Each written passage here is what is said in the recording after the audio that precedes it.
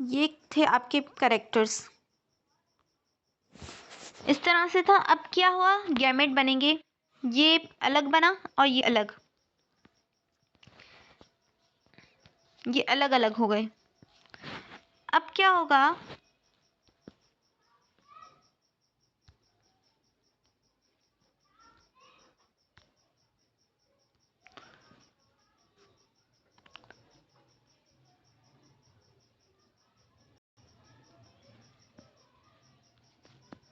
ये हमने आपस में अब इनको क्रॉस करवाएंगे, इसको और इसको। क्रॉस कैसे होता है आपको पता है, मैथ में आपने पढ़ा है। ये वाई कैपिटल क्रॉस करेगा इस आर के साथ, तो आंसर आया वाई आर। अब ये वाई 1 वाला 2 से क्रॉस करेगा और 1 वाला फिर 4 से, और ये वाई आर। फिर ये स्मॉल वाई आर 1 से 2 से क्रॉस करेगा, फिर ये स्मॉल वाई स्मॉल आर से क्रॉस करेगा।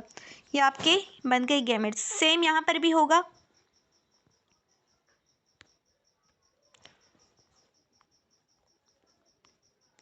ये 1 ये इसके साथ क्रॉस करेगा, मीन्स 1 की क्रॉस होगी 2 3 के साथ, तो ये बना वाई आर। ये एक गैमेट बन गया।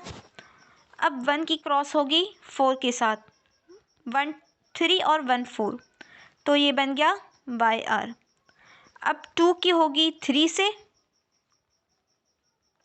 अब 2 की होगी 4 से। ये फॉर्मूला होता है मैथ में, उसके अकॉर्डिंग। फिर दूसरा भी ऐसे ही क्रॉस होगा। इट मीन्स ये हमारे पास अब कितने गैमेट्स बने, 4। 4 ऊपर होंगे और 4 नीचे।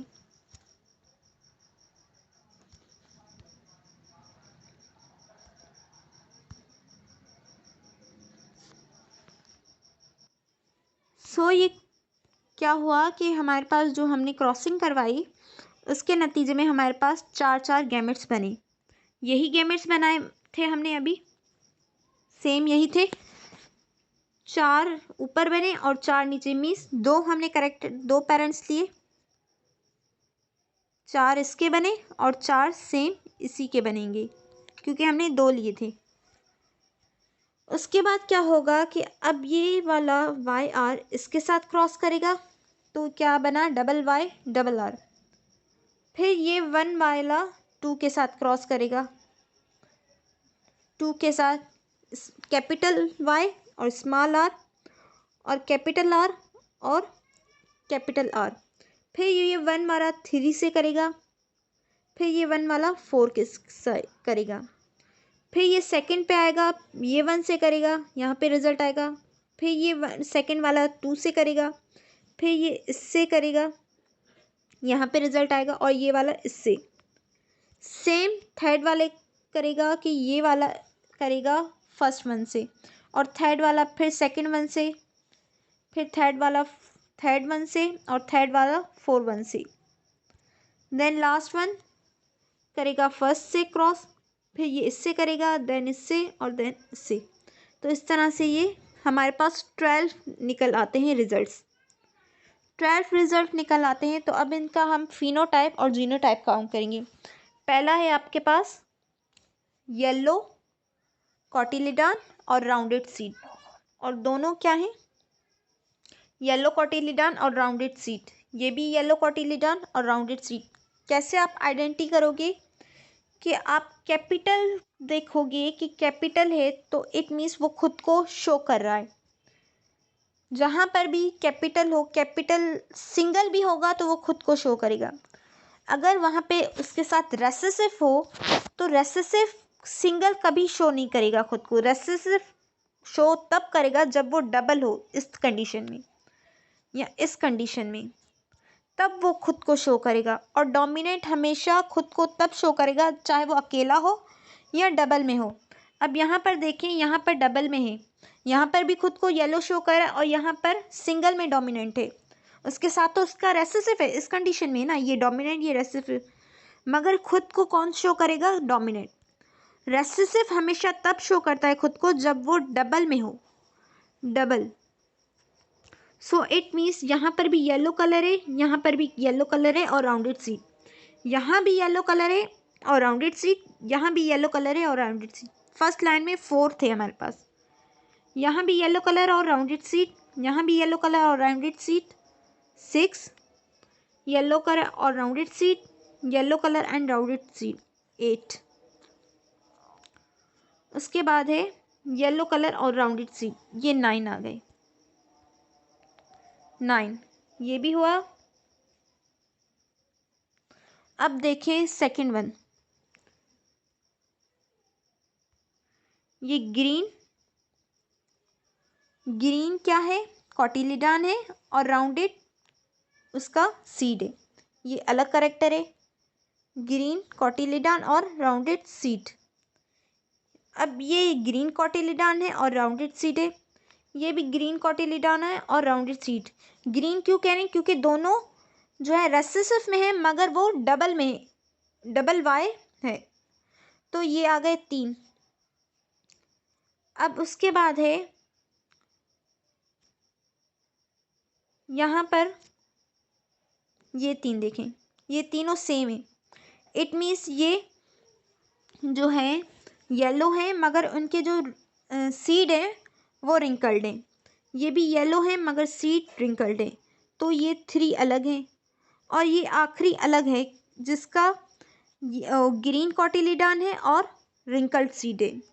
सो इट मीन्स 12 का जो रिजल्ट आया उनमें हमारे पास 9 जो है येलो कॉटिलिडान में थे और राउंडेड सीड थे, 3 जो है हमारे पास ग्रीन कॉटिलिडान में थे और राउंडेड सीड थे, और 3 जो है हमारे पास येलो कॉटिलिडान में थे मगर रिंकल्ड सीड थे, और एक जो है हमारे पास क्या था कि वो ग्रीन भी था और रिंकल्ड भी था। तो हमारे पास रेशो क्या आया, 9:3:3:1।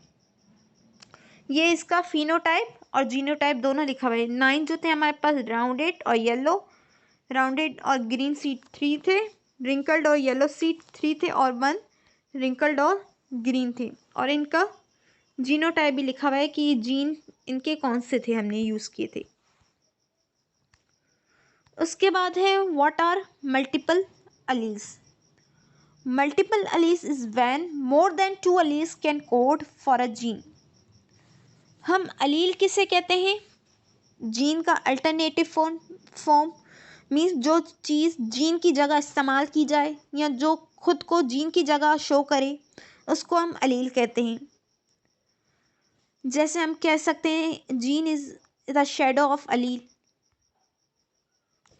तो multiple alleles is when more than 2 alleles can code for a gene. हम अलील और मल्टीपल अलील उसे कह रहे हैं जब एक जीन के लिए 2 से ज़्यादा अलील यूज़ किए हों। मतलब जीन एक है, करेक्टर एक देगा, जैसे हाइट कलर है, हाइट है हमारे पास, हाइट के लिए जीन एक होगा मगर अलील ज़्यादा होंगे, 2 भी हो सकते हैं, 3 भी हो सकते हैं, 4 भी हो सकते हैं। It means more than 2 alleles when a code for a single gene it is called multiple allele. जब किसी भी एक जीन के लिए बहुत ज़्यादा अलील हो, मोर देन 2, तो उसको हम कहेंगे मल्टीपल अलील। इसकी बेस्ट एग्जाम्पल हमारे पास होती है ब्लड ग्रुप। अब ब्लड तो एक ही है मगर अगर देखें तो ब्लड तो हम सारे ह्यूमंस में एक ही होती है। अगर हम उनकी डिस्ट्रीब्यूशन देखें तो कोई किसी के अंदर ए ब्लड ग्रुप है, किसी के अंदर बी है, किसी के अंदर ए बी है, किसी के अंदर ओ है। ये क्यों है, क्योंकि ये ब्लड ग्रुप को जो कोड कर रहे हैं अलील, वो अलील 2 से ज़्यादा हैं। ज़्यादा अलील होने की वजह से ज़्यादा ब्लड ग्रुप हैं, ज़्यादा अलील होने की वजह से ब्लड ग्रुप भी ज़्यादा हैं। इट मीन्स कि जो जीन एक ही है, ब्लड का जीन एक ही है मगर कोड करने वाले अलील ज़्यादा हैं। अलील ज़्यादा होने की वजह से ब्लड ग्रुप्स भी डिफरेंट हैं हमारे पास। ये हमारे पास 4 ब्लड ग्रुप आते हैं, ए बी ओ, सॉरी 3 होते हैं, ए बी और ओ। अलील कितने हैं, 3। तीन अलील है ना, ए बी और ओ।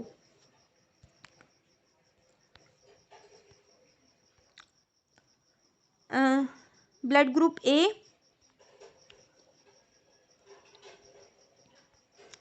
जिसके बॉडी के अंदर ए ब्लड ग्रुप होगा उसके अंदर अलील भी ए होगा, और जिसके अंदर बी ब्लड ग्रुप होगा उसके अंदर अलील भी बी होगा।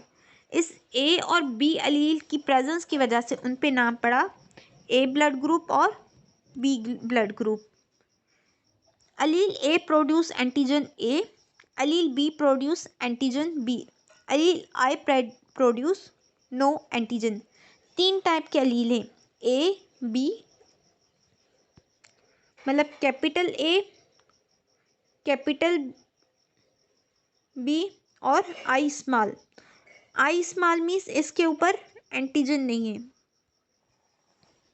तो हमारे पास तीन आ गए, ए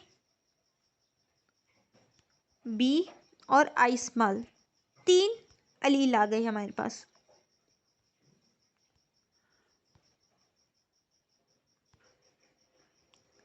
अब अगर आप फिगर नंबर फर्स्ट में देखें तो ए के ऊपर जो ए ब्लड ग्रुप है उसके अंदर दो अलील प्रेजेंट हैं, आई ए और आई ए डबल में हैं, क्योंकि आपको स्टार्ट में मैंने पढ़ाया था कि किसी भी जीन के ऊपर दो अलील ज़रूर प्रेजेंट होते हैं। किसी भी एक कैरेक्टर को शो करने के लिए दो अलील का होना लाजमी है। तो ए ब्लड ग्रुप एक कैरेक्टर है जिसके ऊपर दो अलील प्रेजेंट होंगे, दोनों ए के ही होंगे। फिर सेकंड में देखें आप, ए बी ब्लड ग्रुप में, ए बी ब्लड ग्रुप हम इस वजह से इसको कह रहे हैं क्योंकि इसके अंदर अलील ए भी है और अलील बी भी है। दोनों अलील होने की वजह से ये ए बी ब्लड ग्रुप है। अब थर्ड वन देखें कि इसके पास क्या है कि एक अलील है ए का, मगर दूसरा जो है वो रेसेसिव में है। ये रेसेसिव कंडीशन में ऊपर यहाँ पे। तो यहाँ पर आपको पता है कि डोमिनेंट अगर एक ही होता है तो वो खुद को शो कर देता है, फिर रेसेसिव की नीड नहीं पड़ती। इट मीन्स जो आई ए है कैपिटल, उसने खुद को शो कर लिया और इस वजह से ब्लड ए ग्रुप डेवलप हुआ। फिर सेकंड फिगर में देखें जिसके ऊपर बी अलील है। अब ये ब्लड ग्रुप देखें ए बी, इसमें क्या है, बी भी है और ए भी। अब सेकंड में देखें तो इसके पास दोनों अलील हैं कैपिटल में बी, क्योंकि ये बी ब्लड ग्रुप है, इसके ऊपर अलील भी बी होगा। अगर थर्ड कैटेगरी में देखें तो जो है इसके पास कैपिटल बी है और रेसेसिव ने खुद को शो नहीं करवाया, इस वजह से बी ब्लड ग्रुप डेवलप हुआ। अब ये आई है स्मॉल, स्मॉल है मीन्स रेसेसिव है। तो जब ये रेसेसिव में आया और इसके साथ एक ए अलील भी आया तो इस रेसेसिव ने खुद को शो नहीं किया और ए खुद को शो कर गया, तो इस वजह से ए कलर डेवलप हुआ। फिर फिगर 2 में देखें तो इस आई आया पहले मीन्स रेसेसिव वाला, उसके साथ बी अलील भी आया। बी ने खुद को शो किया क्योंकि वो डोमिनेंट था और बी कलर जनरेट हो गया। फिर थर्ड वन में देखें, अगर आप देखें कि आई यहाँ पे रेसेसिव में है, दोनों कंडीशन में रेसेसिव है और डबल में है, तो इस वजह से कोई भी जो है यहाँ पे एंटीजन प्रोड्यूस नहीं हुई, इस वजह से ब्लड ग्रुप ओ डेवलप हुआ।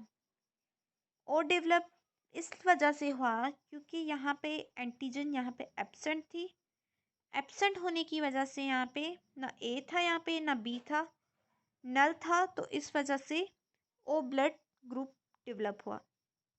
अगर हम फिनोटाइप देखें तो ए ब्लड ग्रुप के अंदर जो जीनोटाइप होता है वो ये होता है, बी के अंदर दोनों कंडीशन है, डोमिनेंट भी और रेसेसिव में भी बी खुद को शो करेगा। और ए बी की ये शर्त है कि एक अलील आपके पास ए होना चाहिए और दूसरा बी। और बी ओ ब्लड ग्रुप तब डेवलप होगा जब दोनों आई वाले एलील आपके पास रेसेसिव में हो। यहाँ पर भी सेम जीनोटाइप दिया गया है मल्टीपल एलील्स का। What is Regis factor? Regis factor it was first observe in Regis monkey. जो ये रेजस फैक्टर था एक मंकी के अंदर पहली दफ़ा दरियाफ्त हुआ। उस मंकी का नाम था रेजस, जिस वजह से इस पे नाम पड़ा रेजस, या RH फैक्टर भी इसको कहा जाता है। The RH factor is a protein that can be found on the surface of red blood cell. ये एक RH क्या होता है, ये पहली दफ़ा जो है मंकी के अंदर देखा गया था। फिर उन्होंने देखा कि ये तो RH फैक्टर इंसानों के अंदर भी है, तो इस वजह से इस पे नाम पड़ गया रेजस। रेजस क्या है? ये एक प्रोटीन है जो हमारे रेड ब्लड सेल्स होते हैं ना, उनके ऊपर ये पड़ा होता है। ये देखिए इसमें, if your blood cell have the protein you are RH positive, if you have blood cell do not have the protein you are RH negative. अगर किसी भी रेड ब्लड सेल के ऊपर ये RH फैक्टर मीन्स ये protein पड़ा है तो आप कहलाते हो RH पॉजिटिव। अगर किसी रेड ब्लड सेल के ऊपर ये प्रोटीन नहीं पड़ा हुआ तो आप कहलाते हो RH negative. If your blood cell do not have this protein you are negative. The positive और negative part of blood type such as O positive और A नेगेटिव। ये पॉजिटिव और नेगेटिव इस वजह से हम कहते हैं, जैसे हम कहते हैं कि A पॉजिटिव है, B पॉजिटिव है या A नेगेटिव है। ये पॉजिटिव नेगेटिव हम उसे कहते हैं कि जिसके ऊपर RH फैक्टर है वो पॉजिटिव है, और जिसके ऊपर RH फैक्टर नहीं है, for example A blood group के 2% है, एक पॉजिटिव है एक नेगेटिव है एक का। अब इसको हम पॉजिटिव क्यों कहेंगे? क्योंकि इसके ब्लड के ऊपर RH फैक्टर है और इसके ऊपर RH फैक्टर नहीं है, तो इस वजह से हम इसको नेगेटिव कहेंगे। सो इट मीन्स ये नेगेटिव और पॉजिटिव का स्टेटस हम इस वजह से देखते हैं कि जिन RBCs या जिन सेल्स के ऊपर ये प्रोटीन RH प्रोटीन होता है वो पॉजिटिव होते हैं, और जिनके ऊपर नहीं होता वो नेगेटिव होते हैं। Two allele dominant RH and RH, ये डोमिनेंट है और ये रेसेसिव में है। ये RH पॉजिटिव को शो करें और ये रेसेसिव में है तो ये नेगेटिव को शो करें। रोल ऑफ एंटीबॉडीज, पहले ये समझ लें कि एंटीजन क्या होते हैं। एंटीजन होते हैं हमारे फॉरेन पार्टिकल्स। फॉरेन पार्टिकल्स से मुराद है जैसे हमारे बैक्टीरिया, वायरस, माइक्रो ऑर्गेनिजम्स, जो हमारे जिस्म के लिए, हमारे बॉडी के लिए हार्मफुल हो। जो ऐसे पार्टिकल्स जो हमारी बॉडी के अंदर दाखिल हों और दाखिल होने के बाद कोई डिजीज़, कोई बीमारी फैलाएं, तो उनको हम कहते हैं एंटीजेंस। एंटीजन सिंपल कहते हैं कोई भी फॉरेन पार्टिकल को, कोई भी पार्टिकल, चाहे वायरस आ रहा है, बैक्टीरिया आ रही है, डस्ट आ रही है, कोई पैरासाइट्स आ रहे हैं, उनमें जो एक्स्ट्रा चीज़ें जो हमारी बॉडी में नहीं है, जो हमारी बॉडी की नहीं है, वो फॉरेन कहलाती हैं, क्योंकि वो चीज़ें हमारी बॉडी का पार्ट नहीं है। जो चीज़ें हमें बाहर से मिलती हैं और बॉडी का पार्ट नहीं है और वो बॉडी के अंदर दाखिल हो जाती हैं, तो वो कहलाती है एंटीजन।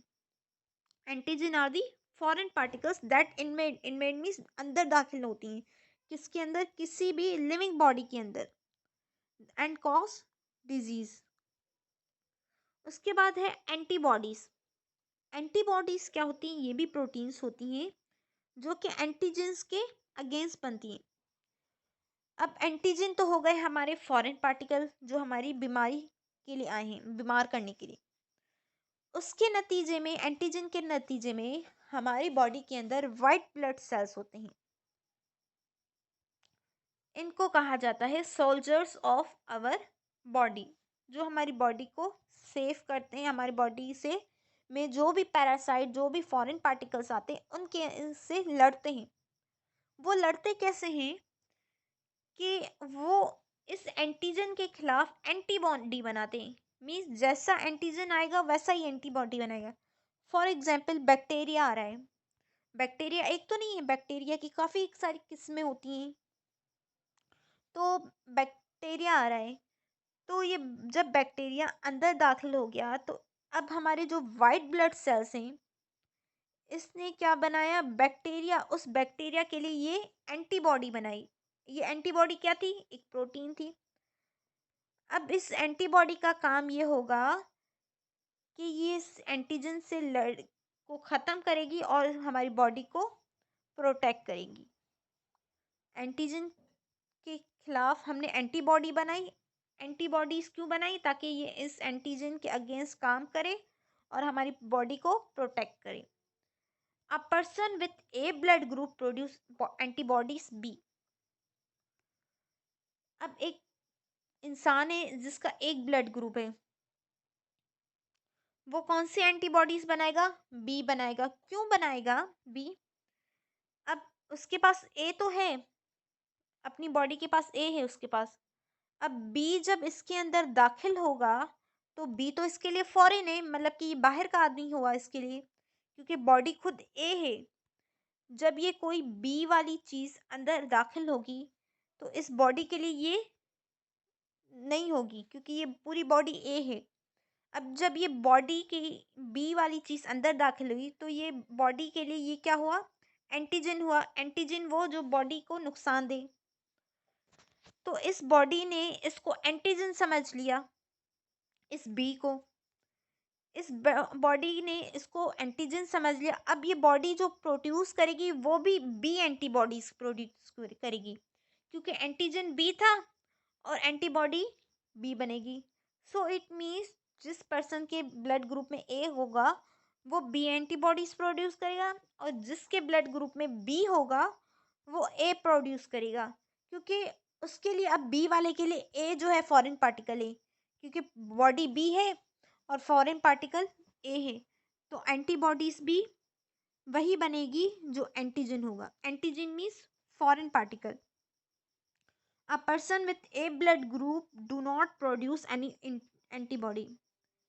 अब एक पर्सन है उसके पास ए भी है बी भी है। अब बाहर से ए आ रहा है, ये यहाँ पे एंटीबॉडी नहीं प्रोड्यूस करेगा क्योंकि इसके पास ए ऑलरेडी है। ये इसको अपना दोस्त को पहचान लेगा। अब ये बी आ रहा है, अब ये वाला बी भी इसको पहचान लेगा कि ये मेरा दोस्त है और इसको नहीं पहचाने और इसके खिलाफ एंटीबॉडी नहीं तैयार करेगा। सो इट मीन्स जो ए बी ब्लड ग्रुप वाले हैं वो ना ए एंटीबॉडी प्रोड्यूस करेंगे ना बी करेंगे, क्योंकि इनके पास ए बी तो ऑलरेडी है। जब ए या बी में से कोई दाखिल होगा तो वो उनको पहचान लेंगे कि ये हमारी बॉडी का पार्ट है, और इस वजह से इनके खिलाफ कोई भी एंटीबॉडी नहीं बनाएंगे। इसके नतीजे में ये क्या करेंगे, एक सीरम बनाएंगे। सीरम होता है एंटीबॉडीज़ का, जिसके अंदर काफ़ी सारी डिफरेंट एंटीबॉडीज़ होती हैं। एंटीबॉडी की बनाने के अलावा ये एंटीबॉडी सीरम बनाएंगे। The blood serum containing antibodies, अब वो सीरम कहलाता है एंटी सीरम। जो ये ए बी ब्लड ग्रुप वाले सीरम बनाएंगे वो कहलाएगा anti serum. Agglutination which refer to the clumping of particles together. Agglutination कहते हैं पार्टिकल्स के क्लम्पिंग को। फॉर सपोज आपका बॉडी के अंदर ब्लड ट्रांसमिशन हो रही है, ट्रांसफ्यूशन, किसी को ब्लड की नीड होती है। समटाइम क्या होता है कि आपका गलत डोनर मिल जाता है या गलत लग जाता है ब्लड, ए वाले को बी का लग गया, तो इसमें क्या होता है कि वो सेल्स जो है, ब्लड सेल्स, वो जमा हो जाते हैं, क्लम्प हो जाते हैं। क्लम्प मीन्स इस तरह से हो जाते हैं। अब हमारी ब्लड की जो कैपिलरीज हैं वो तो इतनी बारीक है, अब ये जो गुच्छा बन गया ये कहलाता है क्लम्प। अब ये गुच्छा इस ब्लड कैपिलरी से कैसे गुजरे, ये जो क्लम्प बन गया ब्लड सेल्स का, आरबीसीज का, आरबीसीज में कौन से थे, रेड ब्लड सेल्स। ये जो गुच्छा बन गया रेड ब्लड्स का, क्लम्प का, ये ब्लड कैपिलरी से नहीं गुजरेगा। अब ये नहीं गुजरेगा, इट मीन्स ये हमारी बॉडी को एनर्जी नहीं देगा, जिस पर्पस के लिए हमने ब्लड ली थी वो भी नहीं होगा। तो ये कहलाता है agglutination, means clumping of particles together. ये जो आरबीसीज क्लम्प हो गए, एक गुच्छे में बंध गए, ये कहलाता है एग्लूटिनेशन। अब ये है एंटीजन और एंटीबॉडी। जो ए ब्लड ग्रुप वाले होंगे उसके अंदर ए एंटीजन प्रेजेंट होगा और एंटीबॉडी कौन सी बनाएगा? एंटीबॉडीज बी बनाएगा। और बी वाला एंटीबॉडी ए बनाएगा और ए बी वाला कोई भी एंटीबॉडी नहीं बनाएगा। अब ओ के पास ना ए है ना बी है, तो ये ए के खिलाफ भी एंटीबॉडी बनाएगा और बी के खिलाफ भी एंटीबॉडी बनाएगा। Anti RH antibodies. The Rh factor is one of the protein on the RBC. ये तो मैंने आपको बता दिया कि ऐसा प्रोटीन जो आरबीसी के ऊपर होता है, use to indicate whether the blood group is mixed. अब ये क्या होता है कि such a blood of a mother and her baby by a birth and expecting mother is negative and her baby is negative। कि sometime क्या होता है कि मदर को जब बेबी होता है तो मदर के अंदर आरएच फैक्टर एब्सेंट होता है, और अब फॉर सपोज उसका जो बेबी हुआ उसके अंदर भी आरएच फैक्टर एब्सेंट हुआ, ये हो सकता है। तो अब दोनों का के ऊपर आरएच फैक्टर नहीं है तो ये दोनों पे कोई असर नहीं होगा। अब सपोज करें कि मदर जो है उसका नेगेटिव है और बेबी जो जिसकी बर्थ हुई है उसका आरएच पॉजिटिव है, then the blood might produce antibodies anti D bodies. तो अब जो ये मदर के अंदर बेबी डेवलप हो रहा है उसका पॉजिटिव है, मीन्स इसके अंदर आरएच फैक्टर है और मदर के अंदर आरएच फैक्टर नहीं है।